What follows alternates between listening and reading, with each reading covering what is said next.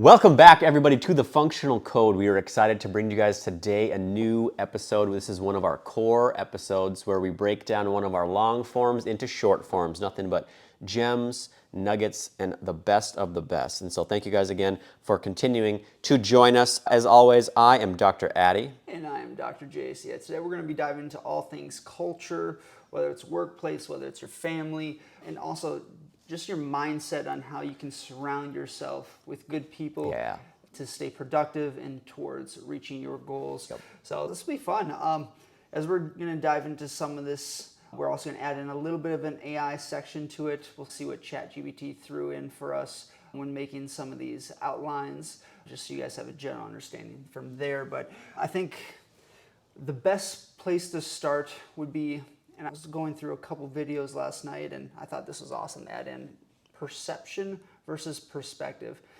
Now, I think if you can start here in this specific principle, these main talking points, quite frankly, it's going to set you up for the rest of everything else we're going to talk about. Yes. So in terms of perspective, that is the big picture versus your perception. Now, your perception, that is something that you constantly think about yourself. That's how you view the world versus perspective on how other people or another person perceives the world. So it's almost like the same type of meaning of put yourself in another person's shoes. It's the same principle, but having a different lens on how you view the world can change how you can read the situations on problems that can come up. It can show you a lot about how your team works with others, your interview process, a little bit of everything from there. So I guess, Doc, what is your perspective on this? I would say this has always been something that I'm always thinking about. And when we talk about having a higher EQ and understanding other people's emotions and feelings and how they feel and think towards certain topics, towards certain ideas, it may not be as easy for others to read their body language when you talk to them about a certain subject or understand their tone of voice and other things like that. For others, it's really easy. For myself, I can pick up pretty quickly with my team on what jives with them and what doesn't, and where I need to steer the conversation if they're getting uncomfortable, or where can I start on a conversation because I know that they enjoy it, or it'd be more engaging with them to do that.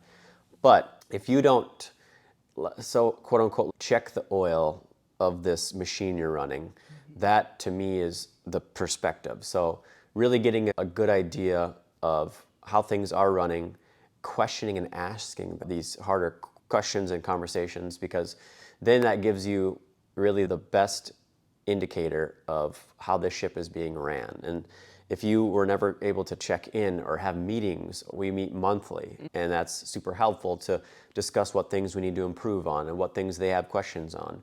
We also meet every day in the morning to gear up for the day, and we have other things like that where we need to talk about things. I just think that most people don't do enough of checking in and making sure that they can gauge where the ship is going, what their crew members are thinking about or doing on the side, and what their health is, mental health. Those are just all things that if you truly make more of an effort in doing, it's going to make such a better culture. And they do appreciate that you're aware of how they are and how they're feeling, and that matters to them. Yeah, it's crazy that most people look at the world and their life through the lens of perception of how they perceive the world.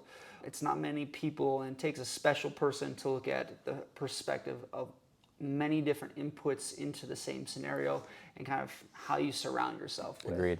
Yeah. If you guys can get perspective right and put yourself in another person's shoes and are able to relate and communicate effectively with that mindset in place, we're going to be stemming at a really good foundation to build upon, which kind of leads us into some of our next points in terms of clarity and purpose. Yes. Now, with clarity and purpose, a lot of this will go back to like when you're creating a culture.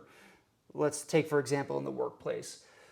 What are your goals? What is your purpose? And if you can have a huge foundation of everyone has a similar purpose, like for example, for myself, everyone in the medical clinic wants to be able to help someone. So whenever we're going through struggles, challenges, we can always fall back to helping others. Love it. To more or less create that foundation so we can move together as one, as a team, thus creating the clarity moving forward. I guess, Doc, what is certain things that you look at in terms of purpose and clarity?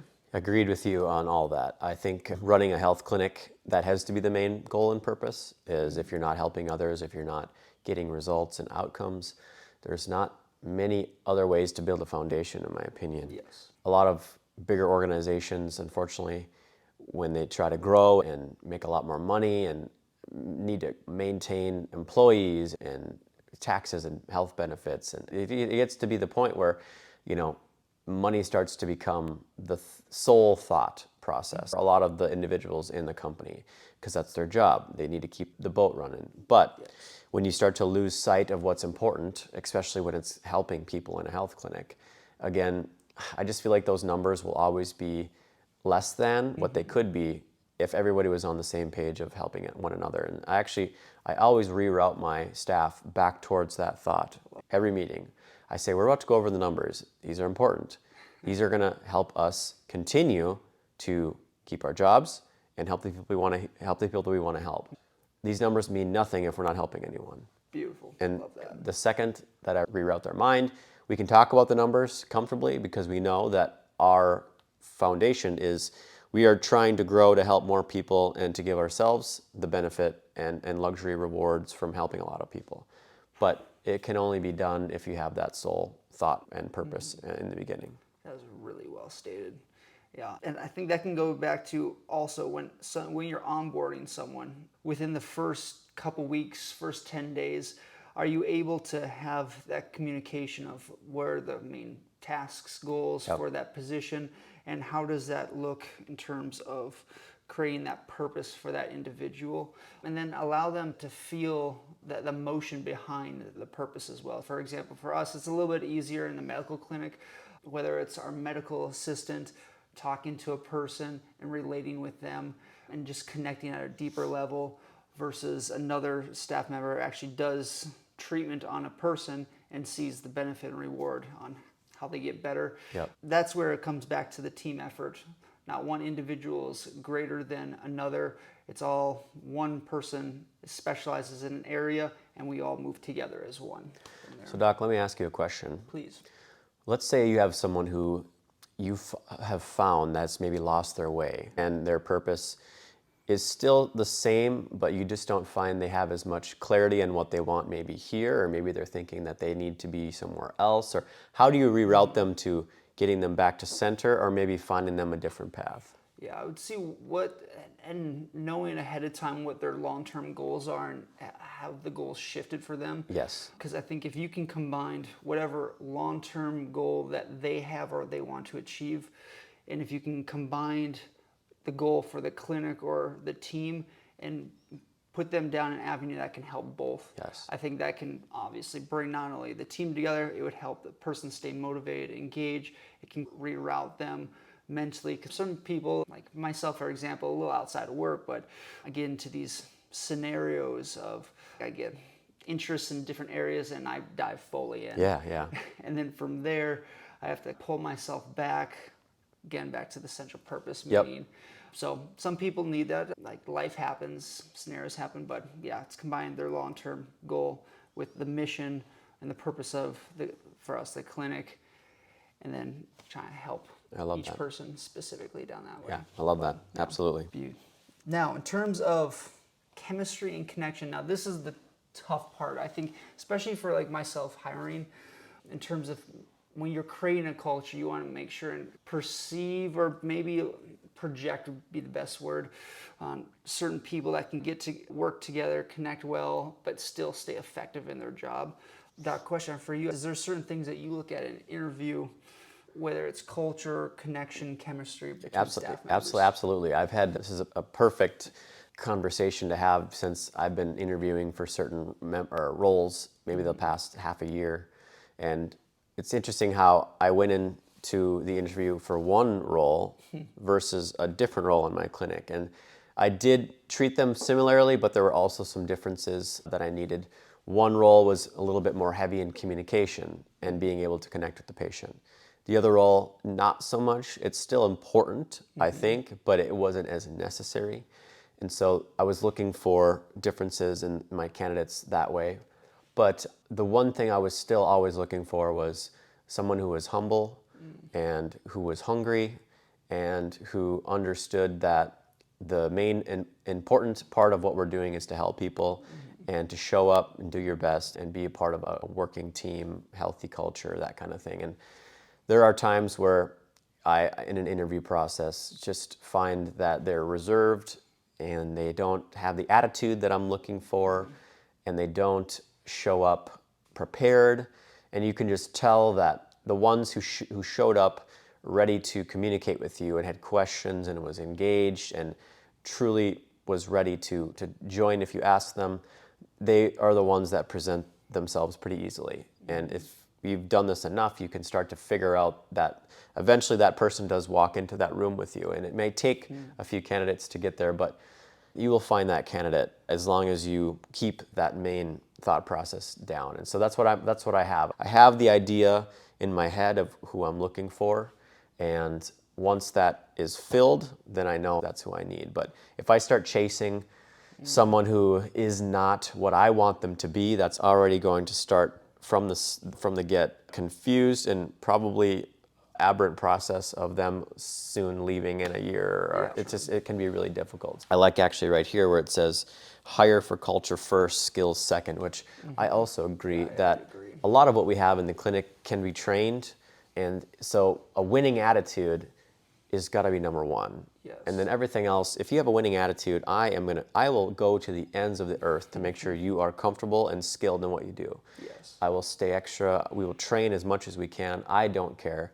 But if you have a winning attitude, I want you on my team. And no matter what, we'll get you to where you want to be competency-wise. Oh, absolutely. Yeah. The person that's ambitious, that is driven, that is curious, obviously is a person that wants to learn and grow within the space that we're creating culture-wise. What are a few things you like to look for, or maybe how do you think going into that process? Like the interview Yes, process? sir. Yeah. I think some of this I look at in terms of a little bit of positivity is one. Depends on the role, of course, because case manager and sales definitely matter. And are they able to not necessarily persuade, but share their perspective on what the possibilities are for other people that are coming in. Yep. And I think if they can speak in looking into another person's shoes, but show them an opportunity of what they could have, Yes. I think that's a huge, incredibly awesome skill. Yep.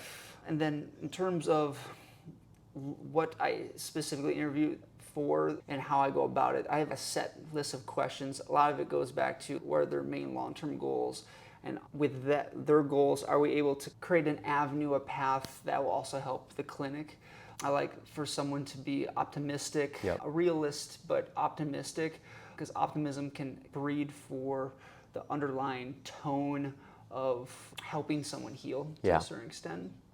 There's a decent amount of questions in terms of, do they have support at home? If they do, that'll help the in-office with less stress, with less like outside commotion, like mental-wise, so they can fully dive right in. And then I see in terms of obviously pay and benefits and if that matches up with us, but for the people of whatever position that person's more or less trying to get hired for, I look to see what are other positions and how do they communicate with that position, and then look at those individuals and see, okay, communication styles, do they jive and mesh together? Because I think that's another part. So like, for example, someone that's like a chatty Cathy versus someone that just put their nose down and go to work. Sticks to themselves. I think there has to be it's hard to go and have proper communication skills, like you said, right from the get, if someone's completely different. If they have a mixture of both, that can help. But yeah, I look for potential, the best candidate, and then going back to all these things from there. Is there anything different that you look at?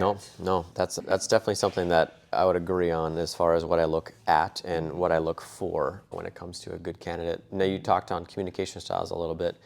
How do you counteract maybe team members that aren't communicating very well? Oh, some of that pretty much, and this has changed over the years. For right now specifically, if there's problems that come up, I act as the middle person, because I find myself having more emotional intelligence than most Yep. others, so I can relate and look at that person's perspective a little bit different, so I can reroute that conversation to get them back to the central purpose. So a lot of it is if there's problems that come up, depends on how busy I am and how urgent it is. I have them go through me and then I have that conversation. But if they feel comfortable enough, if they have a good relationship with everyone else in the office, then I have them obviously look at it from the perspective of another person and then aid in that communication. That goes back to the teachings and monthly meetings. Yes. Just helping another person grow and just learn this skill, because then they can handle that confrontation themselves. But early on, like a newer employee, maybe within the first like 3-6 months or so, Yeah. have everything go through me, and then if there's any other questions, it's just easier to Yeah, I think build that's up from smart. there, I so. think that's really smart. I think I do similar. There are employees that I can allow them to figure it out themselves, and then there's some that may need some help with me intervening. But what was the most impressive thing that I've found that has helped my staff immensely is a book club. Ooh, all right. Because and the book club is specifically geared towards maybe handling things together as a team or improving each other or ourselves. The one that we're talking about is Crucial Conversations. Ooh, yes. And this has been a phenomenal book because in it has really dove into exactly what some of my staff members were struggling with, which is just being able to communicate effectively without maybe being harsh to each other.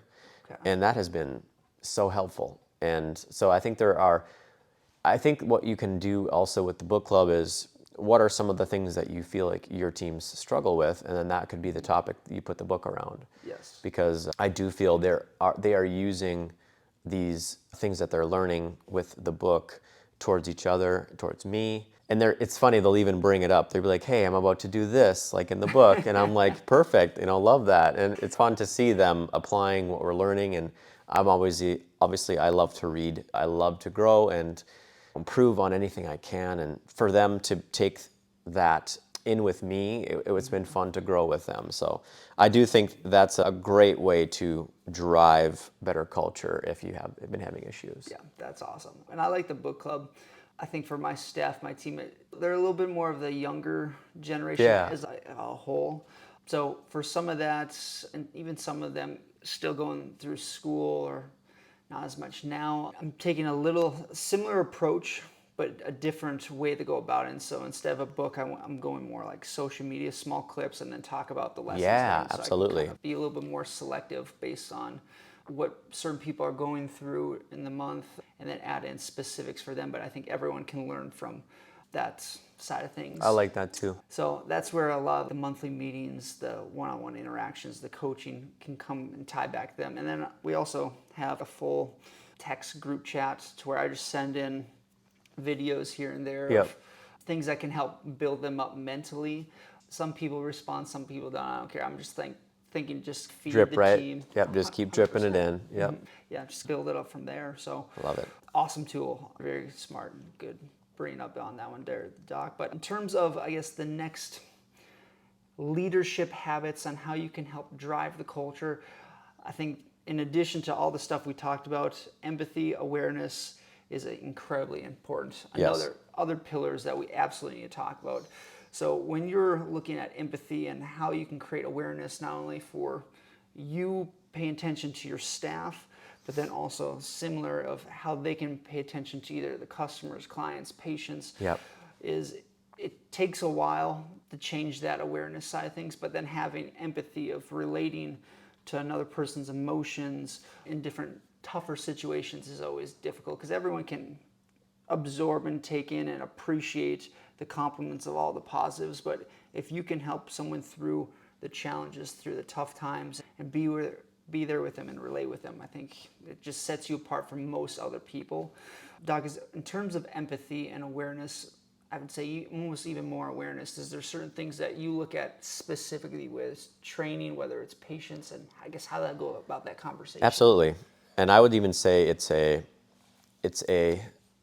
mindset now to how I observe humans. Ooh, okay. And whether that's in relationships, whether that's in me as a leader with my staff, or just people that I meet randomly. the first thing that I always ask is, why are they acting this way? What part of the story am I not getting? Because there's always two sides to every story, and usually you never get both. Yes, You don't. Now, with my staff, I luckily built such a great relationship with all of them that most of them will always share that second side with me. And when I finally get that second side, I understand why they acted the way they did, almost always. Yeah. But a lot of the times, other staff members don't think like that. They're acting that way because they're vile and they're cruel and they're mean and I don't want to be around them and I don't want to talk to them and they're just being that way and this. And I get that because there are times where we have bad days and we can come off in a different light to other people. But the first thing that I ever think of is whenever someone acts out or acts differently, or whether it's, again, a relationship, employee, what have you, I always think, what could be causing that? I never take it personally. Yes. Is maybe the best way to put this. And especially in business, you should never take anything personally. But I never take anything personally, and I think, okay, what am I missing? Because if it is truly just me, then I gotta change something about myself. But if there is maybe something else that has pushed them to become maybe more agitated or irritable or angry, and then something just set them off, which that's usually what it is, something set them off because of past experiences or things that have happened in their life, whether in the short term or the long, and it's just been building. So that's the first thing that I'm always thinking about, and making sure that I don't jump into that kind of bubble with them. And I'm always trying to stay back and observe and stay grounded when it comes to that, because eventually I will need to jump into that bubble, and it could be an angry, vicious, swarming bubble of emotions. And I have to make sure I keep my cool because I got to help them sort that out. And that's my job. I would say making sure that that's the empathy part of it. Yes. Is really just making sure you understand that almost always it's never personal. And if you can help others think like that with other parts of other team members, eventually they start to get it. Yes. And I've had a few that start to get it, and some still are struggling with that. But the second that they start to get it, it's just such a fun, because then they'll start to communicate that with you. They're like, I think so-and-so is just having this with their day. And I'm like, oh, perfect. You get that it's not you, more than likely. And it just creates such a better culture when we can have grace for our team and have grace for each other. Yeah. And going back to one of the key aspects that you just talked about is controlling the emotions of not only us as the leaders for the whole office, but I think the leader a lot of times will set the emotional bar for most of the office. And as the time goes on, I find myself walking to clinic, if I'm already slightly agitated with something outside of work, I can recognize certain things that I'm saying earlier on in like the work shift and try to change it then and there. But the office and the culture, more times than not, unless you have an outstanding person with emotional intelligence that can recognize that with the leader and then change conversations that they have, it's hard to find that person in the first place. To have and recognize that you as a leader, whether it's your family, whether it's a workplace, if you can stay as even-keeled through the highs and the lows, you're going to have a perfect, steady foundation to where people feel comfortable, confident, and so they don't necessarily feel like they're coming in and walk on eggshells to a certain extent. And I think for myself, every day is a challenge to bring and get yourself to that bar and that level and stay as consistent as possible. But work on it day by day, week by week. The highs, you can celebrate and have fun with that, but then try to keep everything down low, because every person has a different perspective in life. Every person is going through stuff that you have no idea exactly what Doc said. And the wins that you do have, you have to enjoy them, and you have to take those into consideration, enjoy the time that you have with those, because life sucks. Life will constantly break you down, and it's just working through the mud, but those small wins will help you in terms of stepping platforms to move above and beyond into the future. For sure. So, and I think employees, they appreciate an environment that they can predict and is consistent and feels safe. And so if there is a culture filled with highs and lows and roller coasters of emotions, and they're expecting maybe one thing that when they walk into the clinic, but then they're like, okay, tomorrow might be different. They start to have more fear of wanting to show up, and maybe you'll find that they're calling out sick. And I think once you can create that, again, even keel, steady environment, you'll find that they're just ready and willing to show up every day, making sure that they, again, understand what to expect. And if it's consistent, then that's a great job. Well done. Well stated Yeah. on that one. Well stated. Yeah.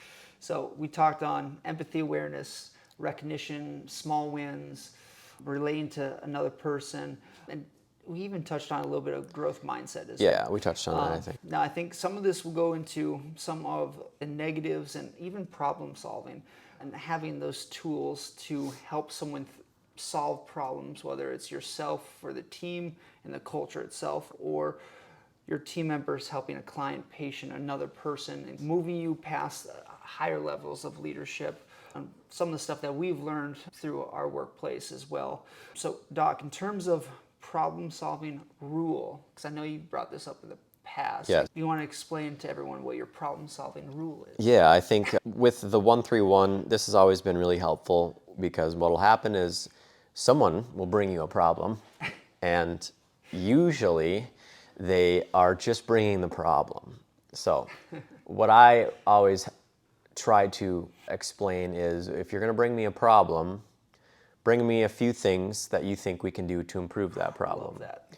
And then with the suggestions, you can make then the one recommendation that they either go to fix themselves, or you make the recommendation that, perfect, I'm going to choose to do this, and then you obviously finish that end of it if it's your job to be finishing that end of it. So there are times where you get brought a problem and without a solution, and you start to feel that the individual or employee is just maybe starting to be a little bit more negative and just starting to maybe start to complain or just bring up problems versus actually trying to get through them and wanting to improve on them. And that's where having that conversation to be like, look, I trust my team and I love you guys, and I appreciate how much knowledge you guys have and how you want to continue to grow this team with me. And I love when you guys bring me problems, because I know that's going to only improve the clinic and the culture.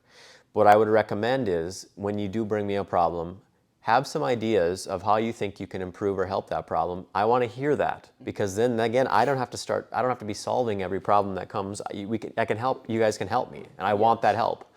And then it just shifts the mindset. And now they're coming to you with not only the problem, but they're more excited to talk about how to fix it, because they want to be involved. They want to be a part of the team and improve. And so it's, hey, this happened, but what do you think of doing this or this? And I'm like, perfect. I like that. I think you should. You okay doing that yourself? You're going to finish it? Perfect. And then boom. Now you are creating leaders, because now they're ready to go and attack problems for you versus you having to do it yourself. Yeah, I was just going to say, it's like indirectly creating that leadership style in a different way that they wouldn't ever realize. And then over time, they'll start solving the problems without even bringing them up to you. No, seriously. They'll just go and do it. Oh, especially the go-getters. Yep.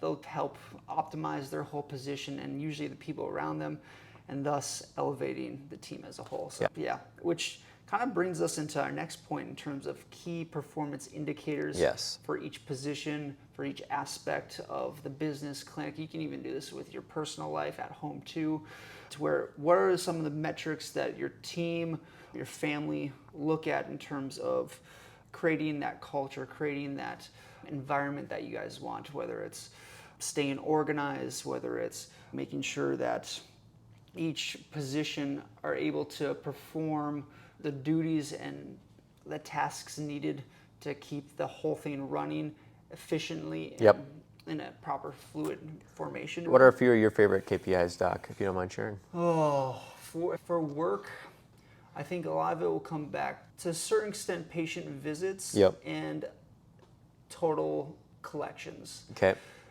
There's other metrics in terms of results. Results is going to be the only thing I pretty much care about for the most part. There's a business. That's probably and one medical you're side just of things. internally keeping track of all the time, subconsciously. 100%. For sure. I am the same way. I feel outcomes is just something that I'm thinking about 24/7. The other metrics, KPIs that are more objective, then keeps us on a steady, effective, efficiency route kind of thing. Yes. But yeah, I know what you mean. I didn't want to have that being like let out of the conversation. No, I but totally understand. yeah, I think if we can get people coming in the door, we're able to help them. We're able to have our team grow as leaders just due to the communication and helping our team work towards their goals long term. It helps the clinic build up, obviously.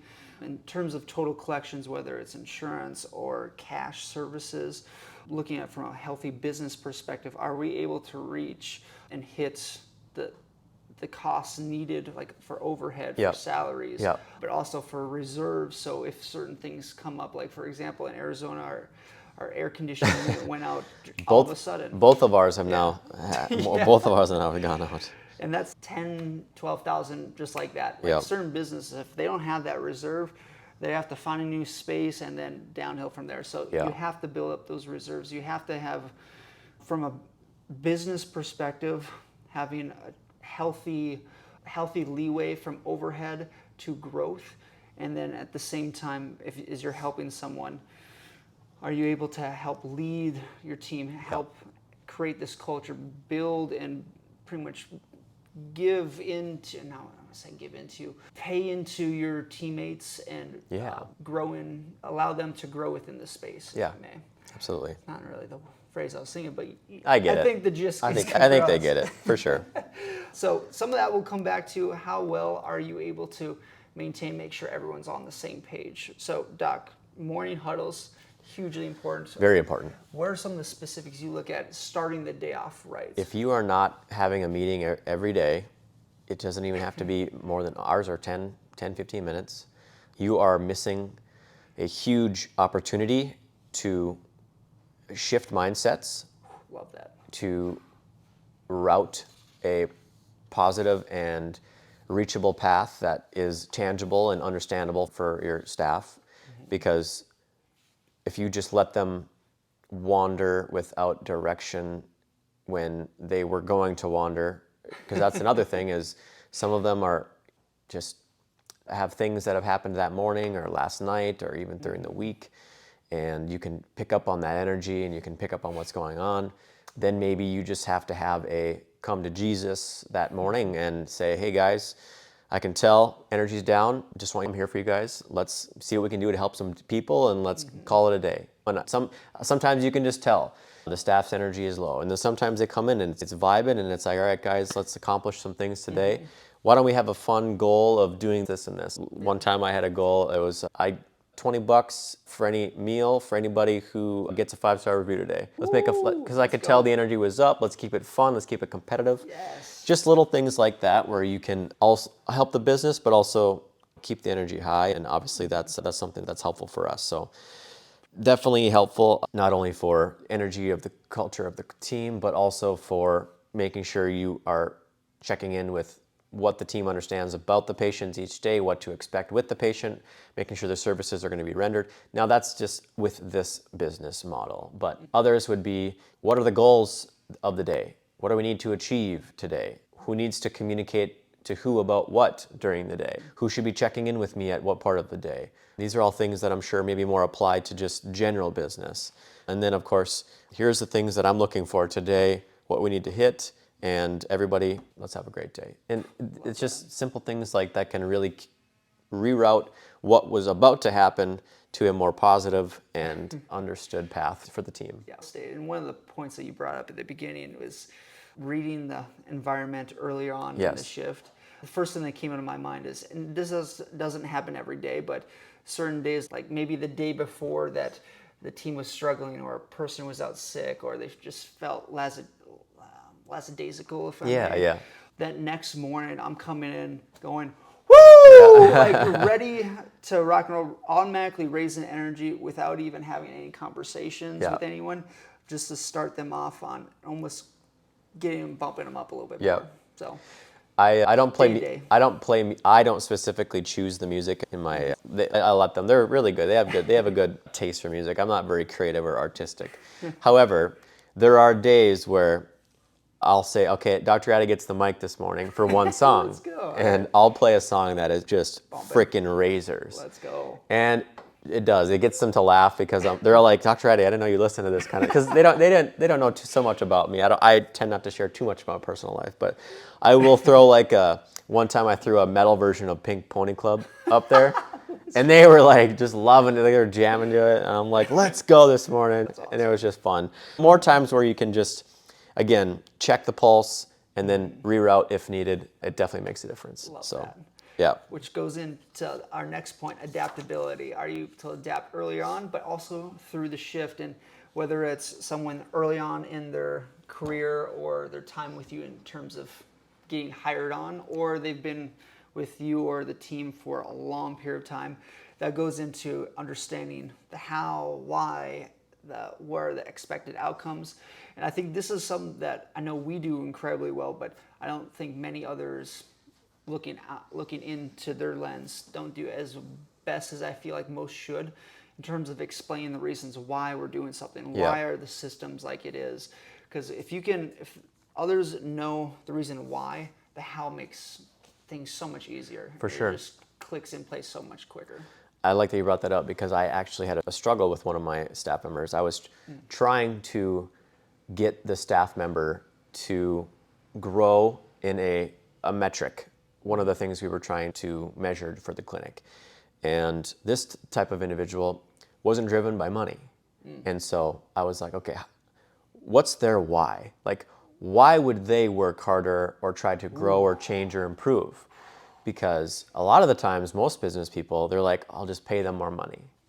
They're like, okay, how do I get them to maybe I'll give them a little promotion, bump them up, and then, but here's the deal is they're gonna still, if they're working how they're working and you're just giving them more money, that didn't change anything. Exactly. They're like, oh, I got more money. I'm gonna still do what I'm gonna do. Yes. But if you can get to their why, then you can change and develop how they work and who they become as a staff member. And so for me, their why was they just want to do it because to them it was, okay, we need to grow, we need to see more people, we need to make more money. And to them, it didn't feel right.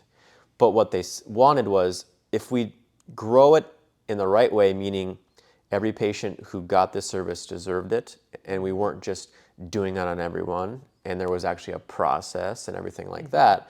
Once I communicated to them that, hey, this is how we're going to do it, and if we do it the right way, is that something you'd jump on board with? And they're like, absolutely. And so now their why was covered. And guess what? I didn't even pay them any more money. That's beautiful. It was just getting them to understand the why. Your time and effort. Okay. That was it. Let's back it, because I think this is important. That's incredibly awesome, specific thing you just brought out there. How do you set up that conversation or go into that conversation? Because the question's awesome, but I think for most people, they're like, okay, I could maybe use this, but how do you set it up to put yourself in that position to ask that person? So first thing I did is I brought their attention. I said, hey, this is the metric that I've been watching. We're low on this metric. I think if we were to grow this metric, it would help the clinic out a lot. And then, of course, they were like, okay, grow the clinic. It had nothing to do with them, right? So they're like, what's in it for me? The thing, right? Yes. So what I said was, okay. I said, is there any reason why you think growing this is going to be difficult? Or why do you think this will be a challenge? Or what about this is a struggle? Or I try to get them to give me their why. And that's what they said. They said, I just think there's not a lot of people who, they didn't say that. They said, I just don't want to have to do this with everyone. I think only some people need it. And I said, perfect. So you just want to make sure that when we ramp this up, we're doing it for the people who deserve it. They said, absolutely. And I said, okay. And I said, I will let you choose and pick whoever you think is qualified. And as long as you feel like they're qualified, will you accept more people to try to check to see if they're qualified? And she said, okay. And I was like, okay, perfect. So here's what I'm going to do. I'm going to get her more people to qualify. Okay. And that's what it was. It was me filtering in more people who I think could use it, and then she qualified them. Beautiful. But here's what I found out was she didn't have the understanding of who was qualified or wasn't. So then what we did was, okay, who should be qualified? We talked about that. And not only did it change of more people filtering of the qualification, but also we changed who should be in the funnel, and so that grew too. So you started with the why, and then the who and the how kind of came naturally Exactly. with the conversation. Exactly. Because if she would have just said, "Hey, I don't feel like I'm being paid enough to get more people. I don't see a change there." That would have been easy. Oh, yeah. But that wasn't how the conversation went. It was she wanted to feel comfortable and make sure that things were set a certain way in the parameters she felt comfortable with. And as long as I stuck to that boundary for her, it was perfect. Oh, that's beautiful. And so the why is always the most important. If you're going to motivate, if you're going to drive individuals, develop them, you got to drive it to their why. Because if you're just driving it for how you want it to be driven, it's not going to hit. Well stated. You need to drive to what they want in that kind of interaction. Yeah, that makes a lot of sense. Yeah. All right, so Doc, every time we have these pods, we've been integrating AI for how to improve what we're doing, what we're talking about. So what do you have prepared that people can do to improve culture or give them some clarity on moving forward with the clinic and or business that they're running? Yeah, I think this is something that there's some applications here and there. I think for most people, based on how specific their business is and or their family lifestyle, it would be AI, whether it's Gemini, Chat GPT. Like there's a bunch of different like AI engines, if we will, to where I think the best thing that most people can do is speak into the AI and give it the parameters of right away looking at how you want the Chat GPT to act as a mentor of a master or a world-class person in your space. So the AI can look at it from that lens. If you can give it that lens to look through, then explain, I want you to help me break down and create an overview, but keep in considerations of all aspects of my business to help for the culture. I'll explain the exact specific details, how many people, everything about the business. Yep. You can say everything about the hours worked, the clients, the patients that you see, and explain all that in detail. Maybe you're talking to the AI for, Lord, maybe 20, 30 minutes, maybe even an hour or so, explain every detail. The more information, the better.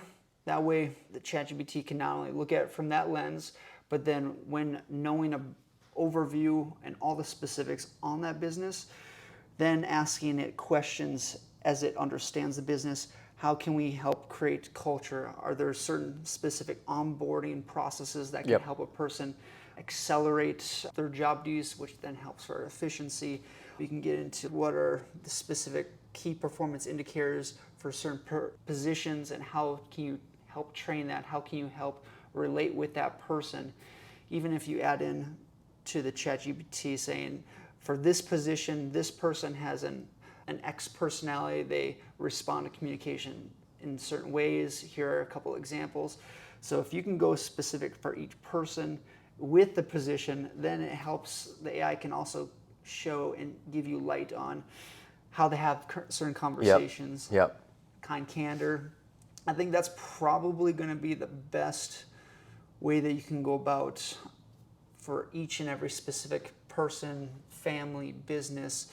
And another key aspect to add into that is separate from the broad overview is then what are certain small tasks that person, that position needs to fill, and create small little like clips or segments or paragraphs, phrases for that person to read maybe on a daily basis so they can continue learning on, but they still hear and see the things that they should be able to do, whether it's, like I said, paragraphs, micro videos, stuff like that. Nice. So. I like that. And I think what people don't understand is you can be so much more specific with Chat GPT, and that improves its settings and abilities to help you. And I think a lot of the times people are treating it like Google, which is create me something, please, done.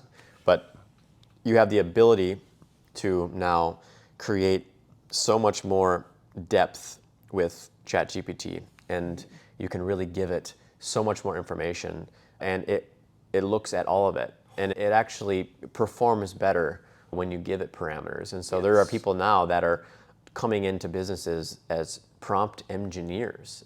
They're literally, their job is to create the best prompts for Chat GPT to help you with your business.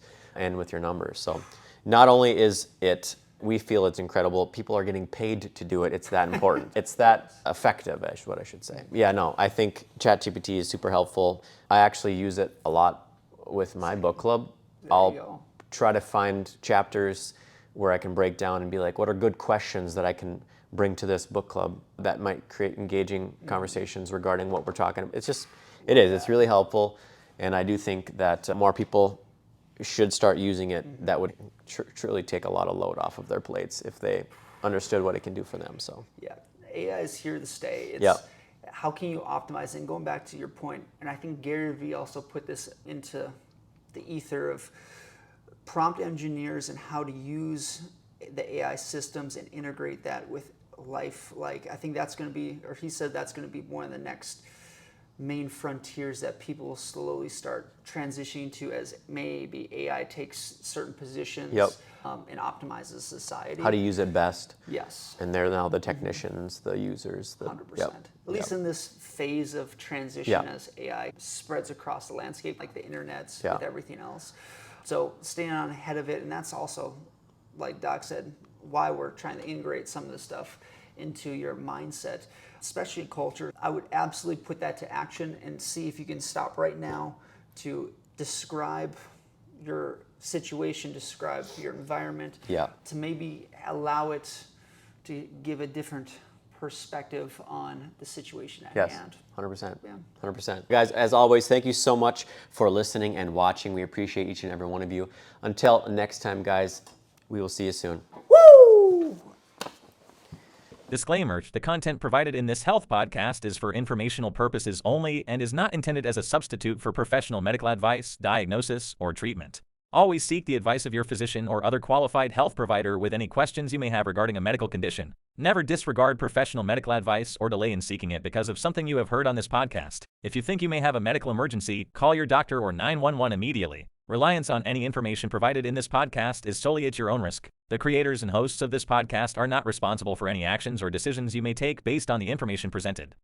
Thanks for joining us on The Functional Code. For more evidence-based health insights, subscribe, rate and review wherever you get your podcasts.